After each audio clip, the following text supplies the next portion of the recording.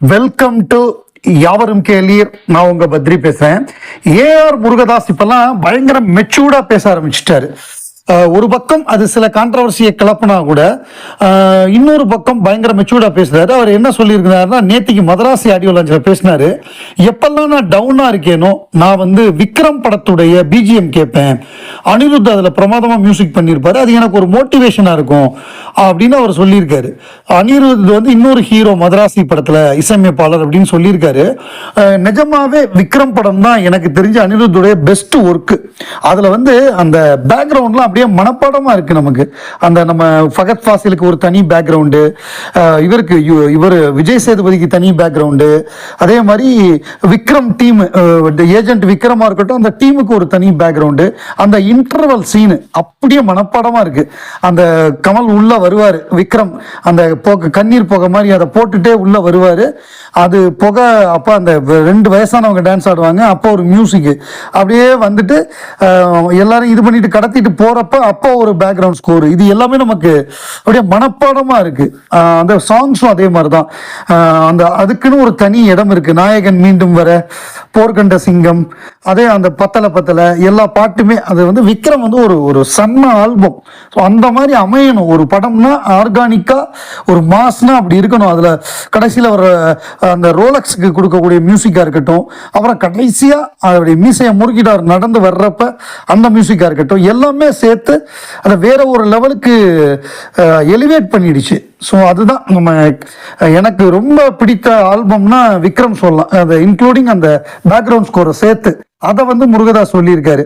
சில விஷயங்கள் அவர் பேசுறத கான்ட்ரவர்சி கிரியேட் பண்ணாலும், ஏன்னா சல்மான் கான் ஒழுங்கா ஷூட்டிங்க்கு வரமாட்டாரு, அவரை வச்சு படம் எடுக்க முடியாது ரியல் லொகேஷன்லாம். அவர் பகல் காட்சிகளே அவர் நைட்டு ஒரு 12 மணிக்கு நாங்கள் டே எஃபெக்ட்ல எடுப்போம் ஸ்டூடியோவில், அதெல்லாம் கொஞ்சம் சிக்கலாக இருக்குன்னு சொல்லி பேட்டி கொடுத்துருந்தாரு. அதை ஹிந்தியில் சில பேருக்கு கொஞ்சம் வருத்தத்தை ஏற்படுத்தி இருந்தது. அந்த மாதிரி விஷயங்களை அவர் தவிர்த்துட்டு மற்ற விஷயங்களை பேசலாம். அந்த ட்ரெய்லர் எனக்கு ஒர்க் அவுட் ஆயிருந்தது. உங்களுக்கு எப்படி பிடிச்சிருந்ததா மதராசி ட்ரெய்லருங்கிறத கமெண்ட்ல சொல்லுங்க. முருகதாஸ் தான் ஒரு சூப்பரான கருத்து சொல்லியிருந்தாரு. கமல் சாரை வச்சு நீங்க படம் பண்ணீங்க, ஏன் பண்ணலன்னு கேட்கும் பொழுது பண்றதுக்கு ட்ரை பண்ணோம், அப்போ ஒரு நல்ல சப்ஜெக்ட் பேசணும், சில காரணங்களால பண்ண முடியல. கமல் சாரை வச்சு பண்றதுக்கு எனக்கு ஏன் ரொம்ப பயம்னா, எந்த டைரக்டரா இருந்தாலும் அவரோட பெஸ்ட் கமல் சாரோட தான் இருக்கும். நீங்க வேணா பாருங்களேன், கேபி சாரோட பெஸ்ட் கமல் சாரோட தான் இருக்கும், மணிரத்னம் சாரோட பெஸ்ட் நாயகன் அது கமல் சாரோட தான், சங்கர் சாரோட பெஸ்ட் இந்தியன் அது அவரோட தான். நீங்க எந்த இயக்குனர் எடுத்து பாருங்க, அது புது இயக்குனராக இருக்கட்டும் பழைய இயக்குனராக இருக்கட்டும், ஒரு படம் எடுத்தவராக இருக்கட்டும், கமல் சாரை வச்சு எடுத்தாருன்னா, இப்போ கௌதம் மேனன் அப்படின்னு எடுத்தீங்கன்னா அவருடைய வேட்டையாடு விளையாடு தான் அவரோட கெரியர்லேயே பெஸ்ட், அது கமல் சாரோட தான் இருக்கும் அப்படின்னு சொல்லி அவர் சொல்றதை வச்சு பார்க்கும்பொழுது ஒவ்வொரு இயக்குனருக்குமே சிங்கிதம் சீனிவாசராவ்னா அது கமல் சார் தான் பெஸ்ட் அப்படின்னு அந்த மாதிரி ஒரு லிஸ்ட் வந்துகிட்டே இருந்தது. பாரதி ராஜானா அது 16 வயது நிலை தான் பெஸ்ட், அது கமல் சாரை வச்சு தான் அப்படின்னு அந்த கமலஹாசன் நடிச்சா ஒரு இயக்குனரை எவ்வளவு தூரம் உத்வேகப்படுத்தி அவரை வேலை செய்ய வைப்பாரு அப்படிங்கிறதுக்கு ஒரு உதாரணமா முருகதாஸ் சொன்னாரு. அப்படி கமல் சாரை வச்சு எடுத்தா அப்படி பெஸ்டா தான் எடுக்கணும், அது ஒரு சாதாரண படமா எடுத்துடக்கூடாது அப்படின்னு சொன்னாரு. அது உண்மைதான். அது ரொம்ப ரிசர்ச் பண்ணி தான் பண்ணணும், படத்தை பண்ணணும். அப்படி பண்ணும் பொழுது அது மிக மாபெரும் வெற்றி படமா அமையும். லோகேஷ் கனகராஜ் கெரியர்லேயே அவருக்கு முதல் முறையாக ஒரு படம் தோல்வி படம் அப்படின்னா அது கூலி தான். இது ஒரு பயங்கரமான ஒரு காம்பினேஷனு. தமிழ்ல ரஜினிகாந்த், ஹிந்தியில் அமீர் கான், தெலுங்குல நாகார்ஜுன், கன்னடத்துல இவர் உபேந்திரா, அதே மாதிரி மலையாளத்தில் ஷோபின் ஷாஹிர், இன்னும் ஏராளமான பேர், சத்யராஜ், ஸ்ருதிஹாசன் அப்படின்னு பயங்கரமான கேஸ்ட்.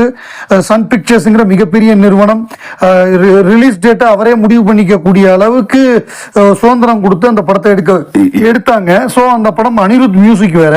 ஸோ இவ்வளவு இருந்தும் முதல் நாள் 150 கோடி போட்டாங்க, 4 நாள்ல 404 கோடின்னு போட்டாங்க. அதுக்கப்புறம் சுத்தமா அந்த படத்தை பத்தின எதுவுமே போடலை. இப்ப லேட்டஸ்டா அந்த படத்துடைய ரிசல்ட் வந்திருக்கு. என்னன்னா, கூலி ஃபைனல் வெர்டிக்ட் என்ன வருது அப்படின்னா, Tamil Nadu huge disaster, own release தான் பண்ணியிருக்காங்க, ஆனால் மிகப்பெரிய ஒரு டிசாஸ்டர்.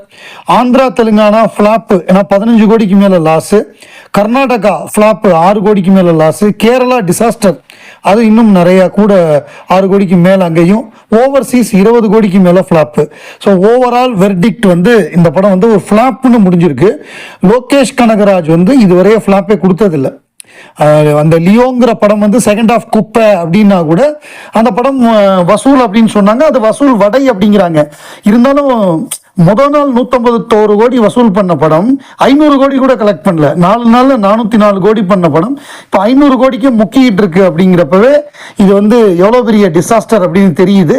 ஸோ இந்த ஸ்டேட்டுக்கு ஒருத்தரை வச்சு படம் எடுத்தா ஹிட் பண்ணிடலாம் அப்படின்னு இன்னும் நம்பாமல் நல்ல கதையை நம்பி படம் எடுக்கணும், அப்போதான் படம் வெற்றி பெறும். ஸோ லோகேஷ் கனகராஜ் ஒரு திறமையான இளைஞர், அவருக்குன்னு ஒரு தனி ரசிகர் கூட்டமே இருக்கு. அப்படி இருக்கும் பொழுது அடுத்த படத்தை அவர் ரொம்ப கவனமா பார்த்து பண்ணணும். ஆந்திர ரசிகர்கள் உலகநாயகன் கமலஹாசனுக்கு நிறைய இப்பயும் பதிவுகள் போட்டிருக்காங்க. அதில் வந்து 80s அவருடைய படங்கள், அந்த படங்கள் பண்ண வசூல் சாதனை. அந்த பாலாஜி அப்படின்னு ஒரு தேட்டர் இருக்கு, அந்த தேட்டர் வந்து 2309 பேர் உட்காரலாம், அந்த தேட்டரோட கெப்பாசிட்டி. அதில் வந்து எப்படின்னா அந்த ஆடு 1986 சுவாதிமுத்தியம் படம் வந்தது. சுவாதிமுத்தியம்ங்கிறது ஒரு ஆர்ட் ஃபிலிம் மாதிரி இருக்கும், ஆனால் அந்த படம் வசூல்லையும் சாதனை பண்ணுச்சு.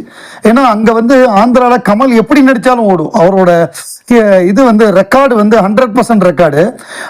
அது வந்து கலெக்ட் பண்ணது எப்படின்னு பார்த்தீங்கன்னா 2,60,510 ரூபா கலெக்ட் பண்ணிச்சு அந்த படம் 35 நாளில். அதாவது எல்லா ஷோவுமே ஹவுஸ்ஃபுல்லு. அதுதான் அதில் உள்ள ஒரு சிறப்பம்சம். All shows housefull. அதுவரை அந்த 35 நாளும் எல்லா ஷோஸும் ஹவுஸ்ஃபுல்லு. அதுதான் அந்த அந்த நண்பர் போட்டிருந்தார், 35 டேஸ் வந்து இப்படி கலெக்ட் பண்ணியிருக்கு அப்படிங்கிறத போட்டிருந்தார். ஸோ அதுதான் கமலஹாசன். அதாவது 2,60,510 அந்த பாலாஜி தியேட்டரில் வந்து எல்லா ஷோவும் ஹவுஸ்ஃபுல்லாக ஓடி அந்த 35 நாளும் இப்படி ஒரு கலெக்ஷன். அது வந்து அவங்க அஃபிஷியலாகவே அவங்க அதை வெளியிட்டிருந்தாங்க. இந்த மாதிரி எல்லா ஷோவும் collect housefull shows 109 shows 109 shows 109க்கு 109 show housefull. All time record 35 நாளில் 2,60,510. உலகநாயகனை பொறுத்தவரைய அவர் எங்கே போனாலுமே அந்த ஊர் அந்த ஊர் நாயகராக தான் அந்த ரசிகர்கள் கொண்டாடுவாங்க. அப்படி வசூல் சாதனை பண்ணவர். அவர் என்ன பண்ணாலும் அது வந்து மசாலா பண்ணாலும் ஓடும், ஆர்ட் ஃபிலிம் பண்ணாலும் ஓடும். அப்படிப்பட்ட ஒரு மாபெரும் நாயகன் தான் உலகநாயகன். இல்லை சுவாதிமுத்தியம் 35 டேஸ் 109 ஷோஸ்க்கு 109 ஷோஸ் ஹவுஸ்ஃபுல்லு. இது வந்து என்னன்னா ஏலூரு அப்படிங்கிற ஒரு வெஸ்ட் கோதாவரி டிஸ்ட்ரிக்ட்ல பாலாஜி தேட்டர்னு தேட்டர் இருக்கு. அந்த தேட்டரில் நடந்த சம்பவம் இது.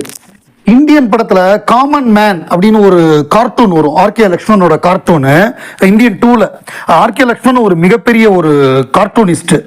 அவர் வந்து ஸ்டார்ஸ் ஐ ஹவ் மெட் அப்படின்னு ஒரு சீரீஸ் எழுதினாரு. அதுல வந்து அவர் கமலஹாசனை மீட் பண்ணாரு. அவர் என்ன பண்ணாருன்னா, அதாவது அவர் ரொம்ப சூப்பராக இருக்காரு கமல், இவரை வச்சு நம்ம எப்படி ஒரு கேலி சித்திரம் மாதிரி வரைய முடியும், ஆள் ஜம்முன்னு இருக்காரு அப்படின்னு முதல்ல நினைச்சிருக்காரு. அப்புறம் வரைஞ்சு முடிஞ்சதுக்கு அப்புறம் பார்த்தா அது சூப்பரா ஒரு கேரிகேச்சரா வந்திருக்கு.